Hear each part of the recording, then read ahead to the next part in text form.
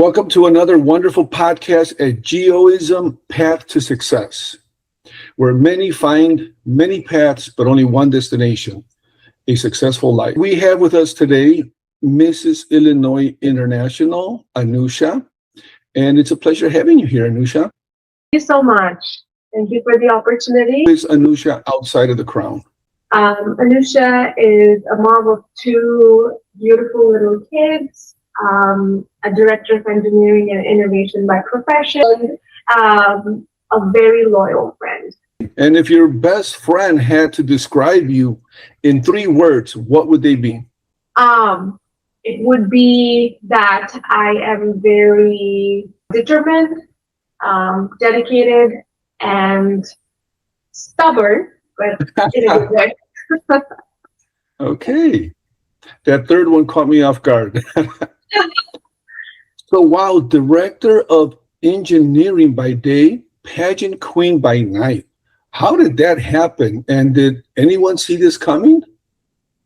Honestly, no. I did not see it coming. If you would have asked me a couple years ago that would you take part in Mrs. International pageant, I would have laughed. I did not see it coming. But I will tell you something. I always had this in me, somewhere deep down in me. I knew that one day I'm going to go on stage where I will be in front of a bigger audience, where I will be able to speak my heart out.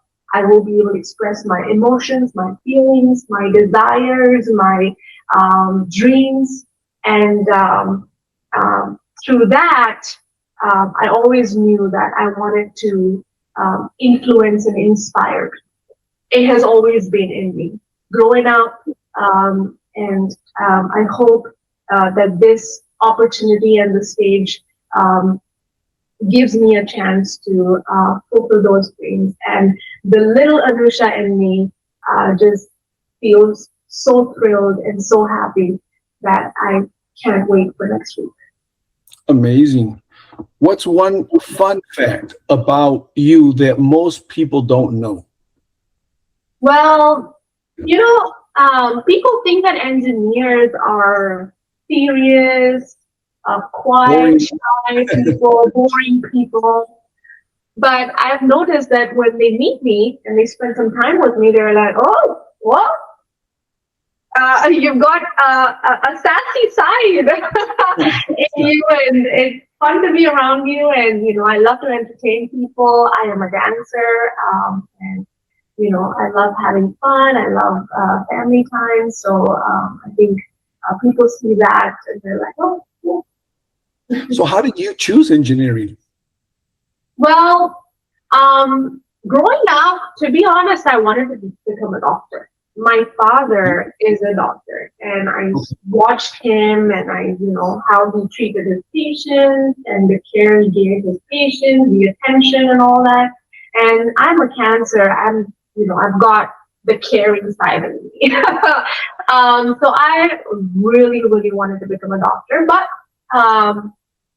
fate had different plans for me, and I chose engineering.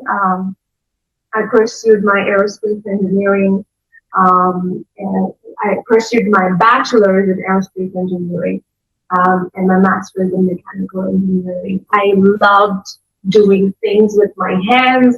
I am very hands-on. I have an artistic side in me, very creative, and I like to build things with my hands. So I really wanted to get into engineering to where I have the opportunity, the platform to just be very creative, put my ideas on paper, and then just come see it live. It's an amazing thing. I love being an engineer. Amazing. So let's talk about your journey. You said you had 2 babies in just 2 years. Yes. Tell me about that. What was going on through your mind during that season of life?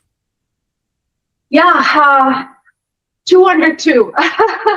I was not planning 2 under 2, but I was blessed with two beautiful babies, and motherhood definitely takes control physically and emotionally. So it was all about survival for me. I am extremely blessed and fortunate to have both sides of parents support me with my kids, raising my kids, and I'm truly blessed and I'm very grateful for that. Um, However, it's been a journey. It's been a journey for me and a journey of survival where I had to remind myself time and again that slow down, this is real life and this is normal. There were times where I put myself on a schedule, I put myself on like a super strict goal, and later realized that I need to take it slow. But I'm here. And what are their ages? My son, who is my firstborn, is 3 years old, and my daughter is a year old now. Wow, so they're still little, and you don't even look like you had a baby ever. Thank you so much. So what made you decide that it was time to invest in yourself? When I was going through pregnancy, obviously, the emotions is over the top. And I just stood in front of the mirror, looked at myself, and I could not recognize myself. Physically, I changed a lot. I gained a lot of weight. And it took an emotional toll on me. And that's when I said, you know what, I'm going to put myself first now. I'm blessed to have the support for my children, and now is the time that I need to look after myself, because if I'm happy, my heart's happy, my family's happy. So I made the choice that I will take the time and do all the right things and take care of myself and get better. And here I am. I lost about 50 pounds. 50 pounds. Yes. And I did that twice. Right. Wow, amazing. Yeah, and I mean, most moms struggle with the guilt when they put themselves first. Did you experience that at all, or? That's a great question. I think every mother experiences guilt in one way or form. For me, the thing that kind of balanced it is the support I got from my family. My husband stood like a rock. He was like, hey, you need to go work out, go work out. You need to go on a coffee date with your girlfriend, go ahead. I'll take care of the kids. You need a full night's sleep. I'll wake up for the baby. You got nothing to worry about. Just go take your beauty rest, right? Things like that. I think little things adds up and makes such a huge difference. Like, I'll give you another example. My parents, when they're here with me, taking care of my, helping with my baby, my father tells time and again, and he repeats himself. He tells me that I'm so proud of you. And he's like, just watching you do your workouts, watching you wake up early in the morning and take care of yourself. You know what? Do what you got to do, girl. We got you. We got the baby. We got the family. We got you. You do what you got to do. And that's why that guilt, that little bit of guilt that I feel is pretty much overpowered by all the support that I get from my family. So I am truly blessed. But I will say something. I don't believe that everyone has the same situation, and mom guilt is real. And I think at that point of time, you just have to tell yourself, hey, you know what? I'm going to go back and stand in front of that mirror tomorrow. And the version of myself that I'm going to look at tomorrow in front of that mirror has to be a better version than today. So for that, I deserve the time to myself. I'm going to give that time to myself, and I'm going to do what I need to do to feel better, so that tomorrow when I stand in front of that mirror, I stand there tall with pride. I love that. And you know what? I'm a firm believer in that. I always use, for example, the airplane, when they say put on the mask first before you can help somebody else. if you go down, we all go down. So there's a false humility out there that kind of emphasizes on putting others first, but no, I think you have it in the right way, and it's awesome to see how blessed you are. You have a great man, you have great parents, so that's impressive, and I love that. And how did your family react when you said that you wanted to compete in Miss Illinois International? They shocked, or did they see it coming? My mother always knew that she's gonna do something crazy someday. Yeah, my parents, both of them, they knew that I would do something like this. Not pageant really, but something around those lines, right? But we never saw it coming this quick. I just had a baby. I was less than a year postpartum. I was still going through postpartum when I was crowned Mrs. Illinois Wow. International 2026. It was in January when I had the interview and all that, and then in March I was crowned. March 2026. I was still I would say 9 months postpartum with my second. My mom she started dancing, and she was so excited and happy. My husband just was well deserved. But I will tell you something. When I was crowned Mrs. Illinois, they told me that, hey, you know what? Talk to your family. We just want to make sure you have the support, because there were times in the past where, contestants stepped away because they did not get the support from their family, because maybe their significant other was uncomfortable with them, getting the limelight. And so that kind of, took me aback a little bit. And I was like, okay, yes, this is real, because people do go through these type of situations as well, where they get the opportunity, they have the platform, and now they just don't have the support. And they're in a situation where they're like, okay, you either be in a relationship with me or take the platform. So that's just a tough situation for some people. But for me personally, I've been blessed. Did you have any modeling or anything, within that realm earlier in your teenage years or anything? When I was 18 years old, I did go for an audition. I always wanted to be in front of the screen. I always wanted to be in front of the screen. I was very passionate about it. Also because I've been a dancer growing up. I've performed on big stages in front of big audience. And I'm not afraid of the audience. I love it. I love the attention. I feel like I'm just fulfilling my dream. That's amazing. And what type of dancing? Tap dancing? So the dance that I do, it's called drama dancing. So it's more Indian semi-classical dance. There's Indian Bollywood dancing. You're definitely a woman of many talents. So let's talk about this 50-pound situation with the weight loss and the mindset.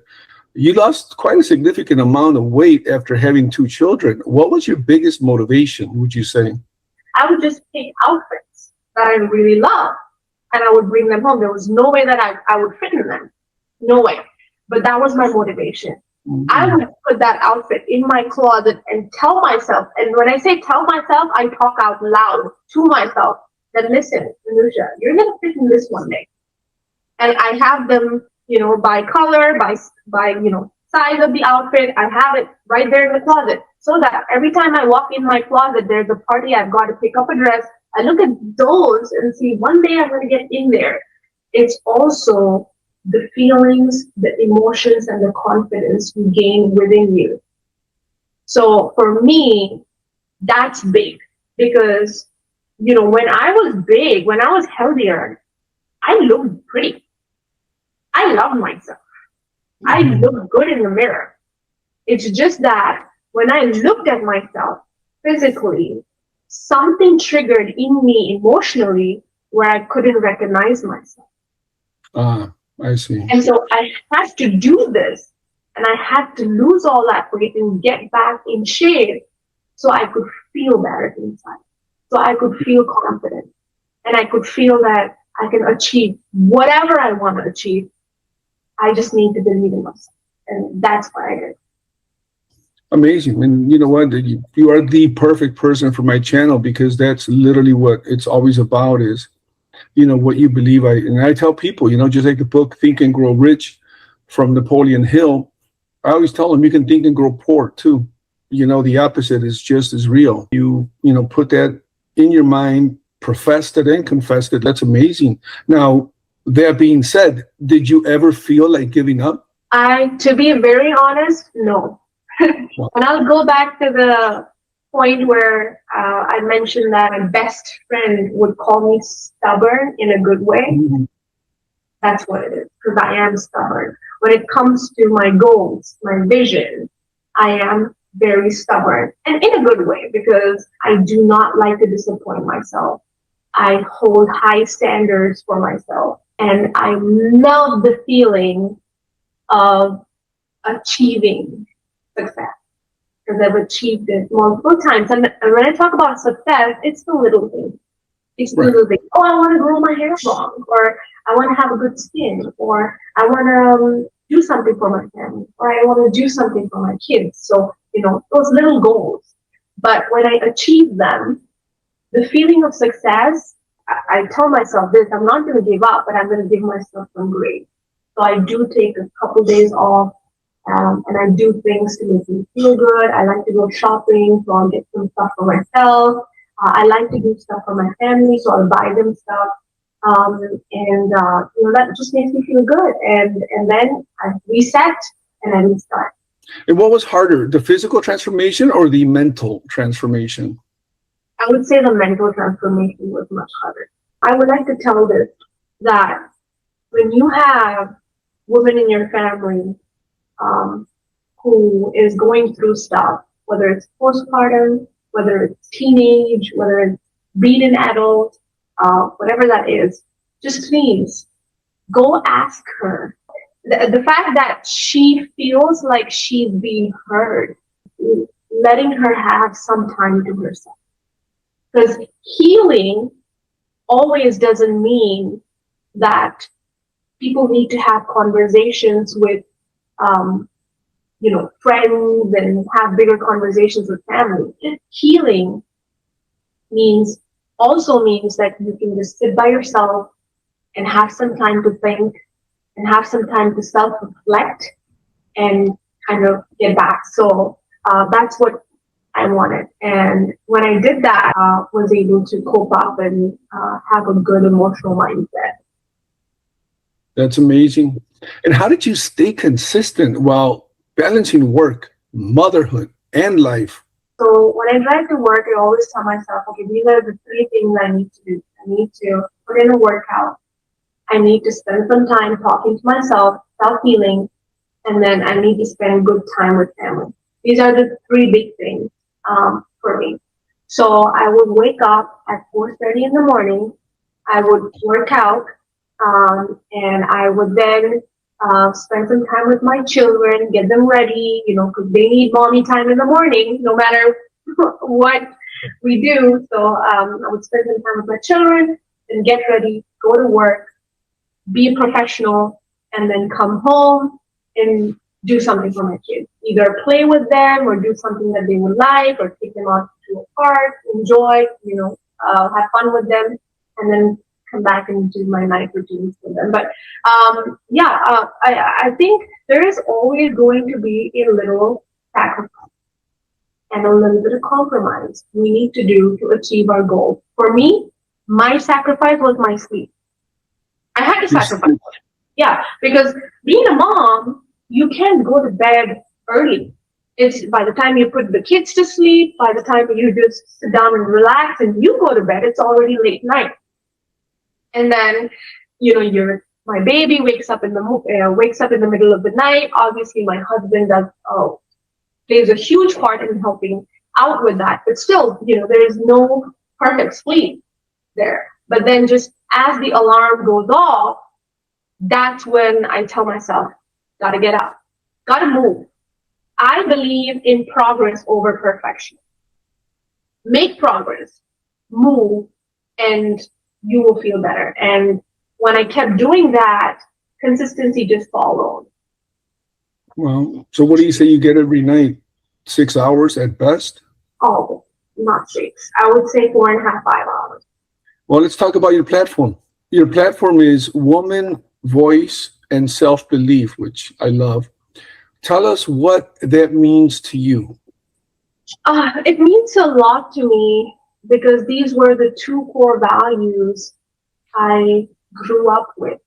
Growing up as an only child in an environment where men and women were treated differently, I had something very powerful. My parents taught me something very powerful, and that was equality. And it said that your voice matters, your opinions, your ideas matters just as much, and your dreams are important. And with that belief, I was able to move forward in life with confidence and push boundaries. And today I am working in a male-dominated industry, and I'm the youngest in our executive team. So, working in a male-dominated industry, what challenges have you faced, and what advice would you give women who don't feel heard and feel, like put down, if you will? Sometimes I come up with good ideas at work. Sometimes they're smart. Sometimes they're futuristic. And when I present that, the way it is taken is, oh, how could you think of that? And we will get to that later, or that's not a big priority now, and we can, move on. And 2 days later, that same idea is presented by a male person. Oh, no. Exactly. Right there. So that has been something that I've faced in my professional life, and I'm talking about, way back when I started, right, in the engineering field. But I learned my tricks and my ways to put stuff put ideas or thoughts in front of the team in a way where it is hard to neglect.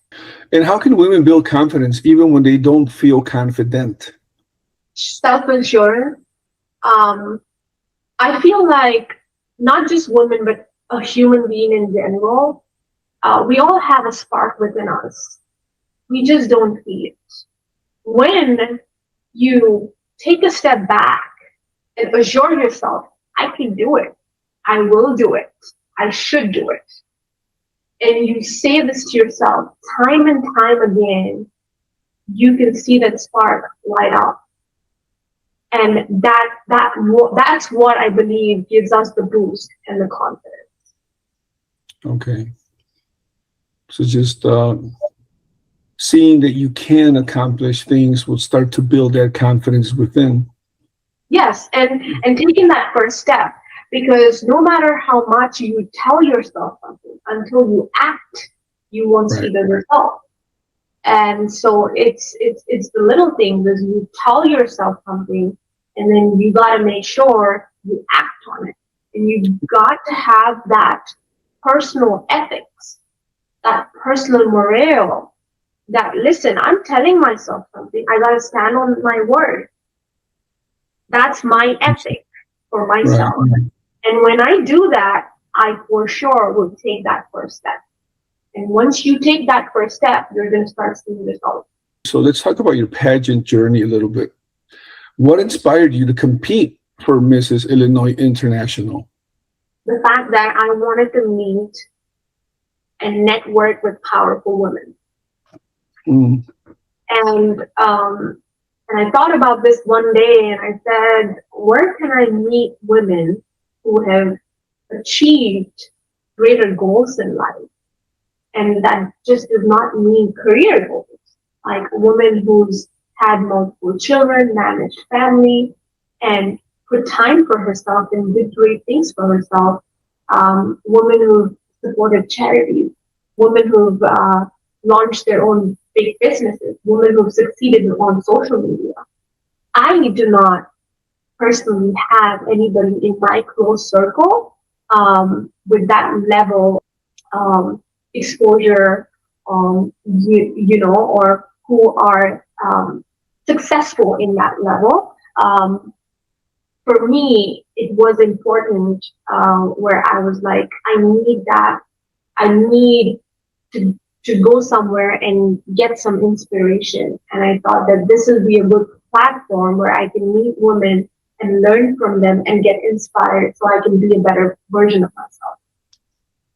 So let me ask you, because I'm sure a lot of people, they think it's just about being pretty, but from what you're saying, there's a certain criteria that is met to even be a part of this pageant. What are like the criterias? You know, the whole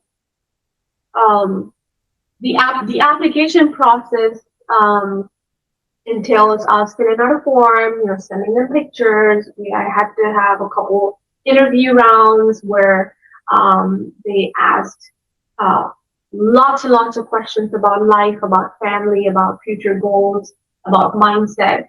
Because Mrs. International platform is not about how you look. Right. That's what I'm saying. Yeah, and that's what I want everybody to know, that though you are very beautiful, it's not just about, oh, look at me, I'm cute, and that's the end of it. I mean, there's a lot behind it. Absolutely. It's about your sense of purpose. It's about how you've lived your life and the hurdles you've had and how you came across and came over them, and how you the vision you have for your future, and basically the determination and the dedication you have within you to go there is what they look at. So I guess I can tell all of our 500,000 subscribers in multiple platforms that Anusha is not just another pretty face. What's been the hardest part of preparing? I think there is a lot of unknowns, right? And I think everyone kind of feels uncomfortable when there are a lot of unknowns in the picture. So for me, it's like, okay, how is the place going to be? How is the stage going to be? I mean, I've been on bigger stages when I've performed in the past when I was much younger. But just it's harder to expect something when you don't know what it's going to be. So I think it's the whole perception and the expectation of how the week's going to go, hoping that I'll do well in interview rounds, hoping that I'll be able to walk fine because I stopped wearing heels since I married my husband. And just wearing those big heels and walking in heels, that's a little like challenging. So it's all mental, things that come to my mind, which is kind of something that I'm trying to cope with as I go every day. But I'm also telling myself, hey, you know what? Just don't expect anything.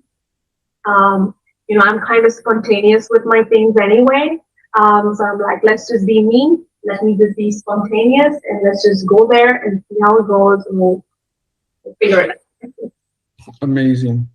If you won Mrs. International, what would that crown allow you to accomplish? If I become Mrs. International 2026, the first thing I will do is I will try to reach out and have multiple campaigns where I can touch a woman's inner self, period, and kind of have conversations with women who are dealing with, say, violence or mental issues or just inner struggle. I would like to, sit down with them and help them just heal. That's beautiful. And teach them how to empower themselves. Absolutely. Amazing. Well, let's have some fun. Let's do some Let's do some quick questions. Heels or sneakers? Which is harder, walking in 6-inch heels or chasing toddlers? Walking in 6-inch heels. What's your guilty pleasure snack? Oh, you know what? I don't snack much, to be very honest, but I love noodles. I love noodles. Any kind of noodles you give me, I will eat them. So if your kids could vote, would they choose mom, the engineer, or mom, the beauty queen? Oh my gosh. Oh, can I pick both?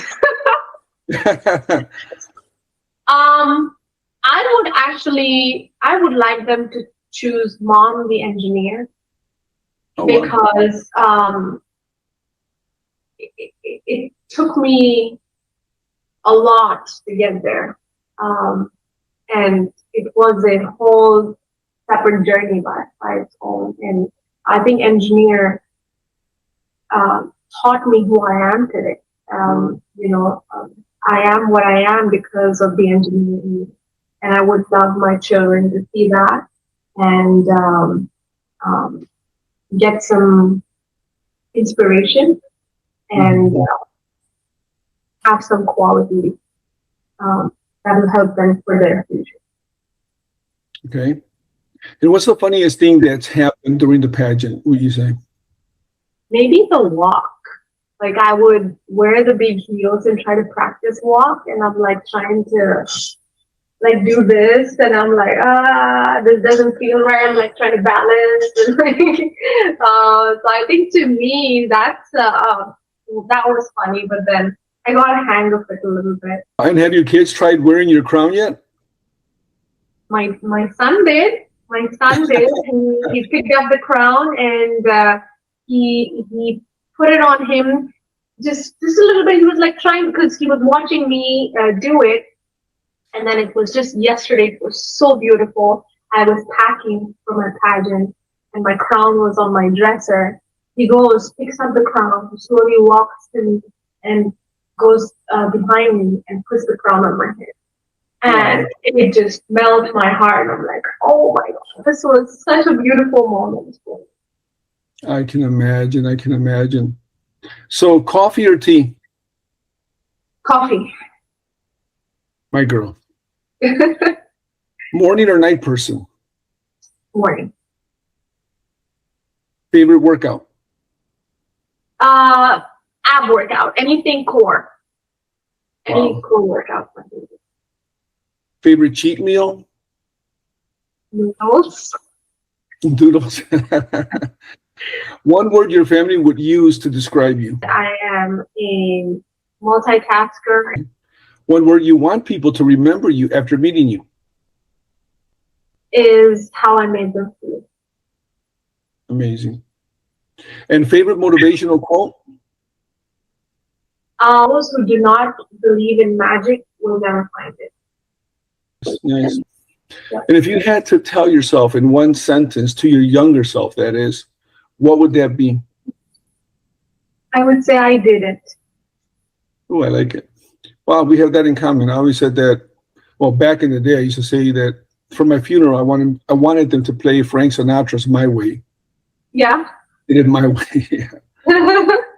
Now I say I did it God's way. Yeah, it's so great. Well, it's been a true pleasure talking to you. And just 5 more questions to close.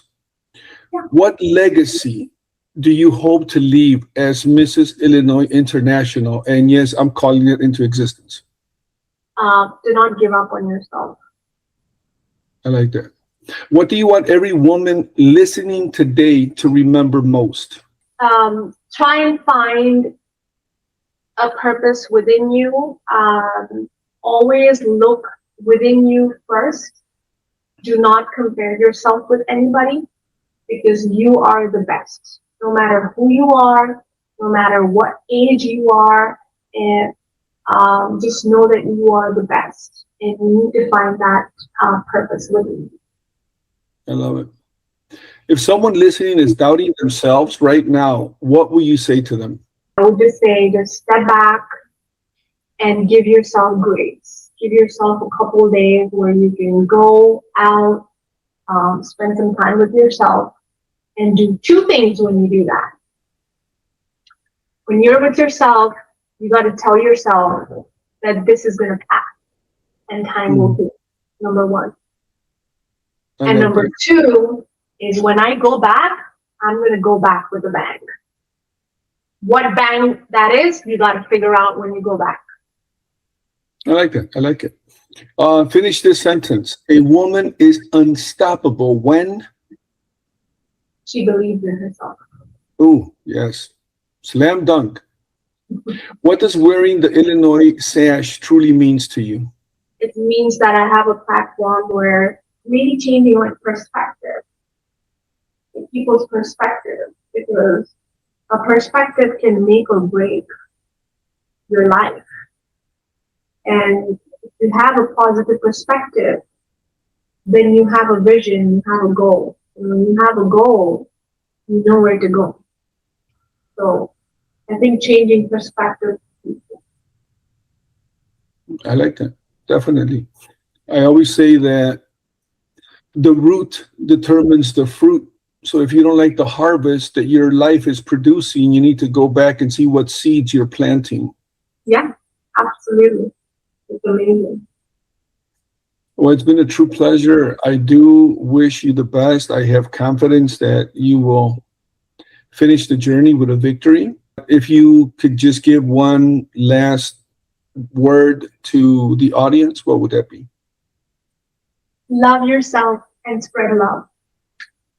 I love that. Amen. All right. Well, it was a pleasure meeting you, Anusha, and we wish to have you back. Thank you. Thank you. This was great. I loved it so much. And it was great speaking with you. And I hope that we can do this again and have some exciting stories to tell you. Definitely. Well, you already made my first video go viral. You beat Messi, so that definitely says a lot.